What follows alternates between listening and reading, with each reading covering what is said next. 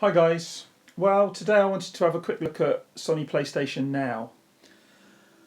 Uh, wow, what's to say? Well, last week obviously Microsoft released the new Xbox One experience, and with that came backwards compatibility, and there's about 100 or so games available now via backwards compatibility. So if you already own them, you can put them in your Xbox and you can play them, or if you had them as a digital download, you can play them. And frankly, that's starting to make PlayStation Now look like pretty poor value for money. But how much is it? Let's go and have a look. Well, there you go. Freedom to play as much as you want for $12.99 a month.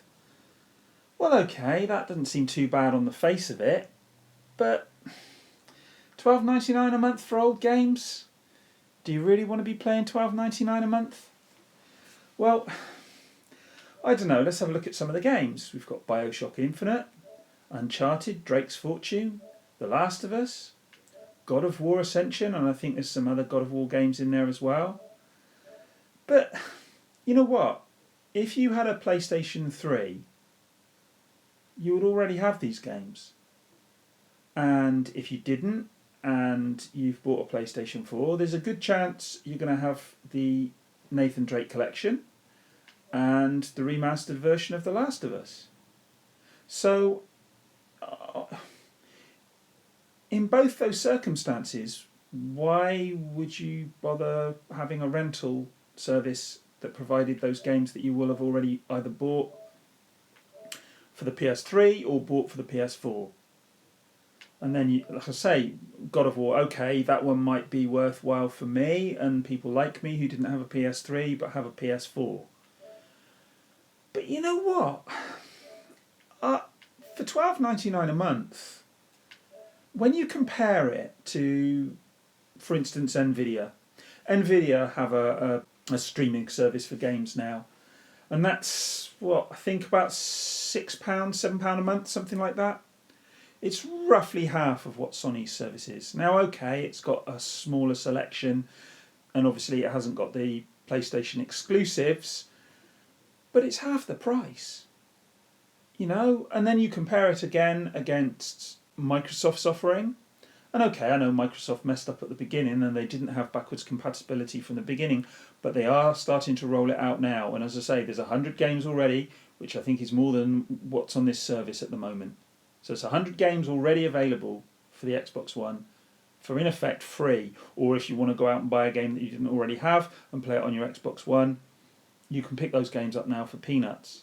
Hell, the amount that this is costing you for a year, if you haven't got a PS3, you could go out and buy a PS3 and a whole box load of games, and it'd still work out cheaper than this over a course of a year.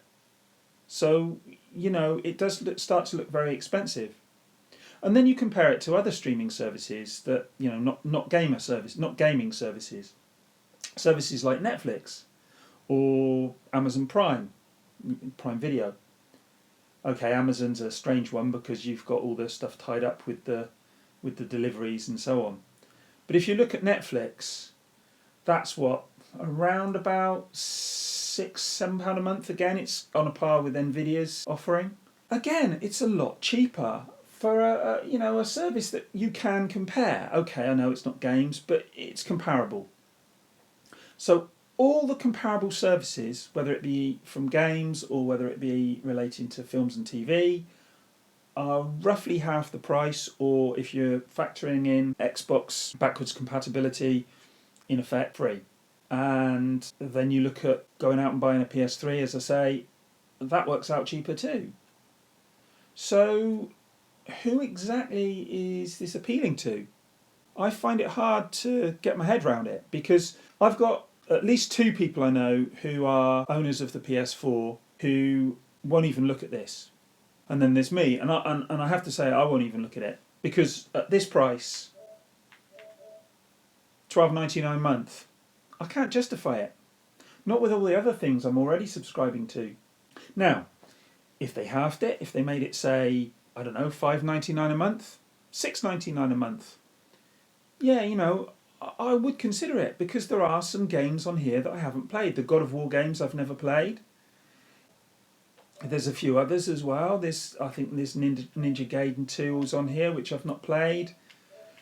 You know, I mean, you've got Dirt 3 on there, and that was made available as a freebie on the Xbox Live service recently. So if you've got an Xbox One or an Xbox 360, you wouldn't bother with that one. There's not really anything on here. You know, the infamous games. Well, yeah, you know, but if you've already got a PS3, you'll have played these already. I don't know. I don't know what you guys think. You know, maybe you think I'm talking a load of old rubbish, and maybe you think that this is a good value for money service. But as I say, you've just got to look at the other services available, and the evidence suggests that Sony are overpricing. And it does look to me like money grubbing. And that kind of leaves a nasty taste in my mouth. And frankly, it makes me not want to subscribe to the service on principle. So like I say, you might disagree with me, and if you do, have a go at me in the comments below. I don't mind. Tell me why you think I'm talking rubbish. But for my money, I'm sorry, Sony, you know, you've really got to reduce the price on this. I know you already have reduced it, you know, in relation to what you were suggesting at the beginning before it came out. But no, this is too much. It's too much. It just makes me feel unclean, to be honest. So please, Sony, please reduce your prices.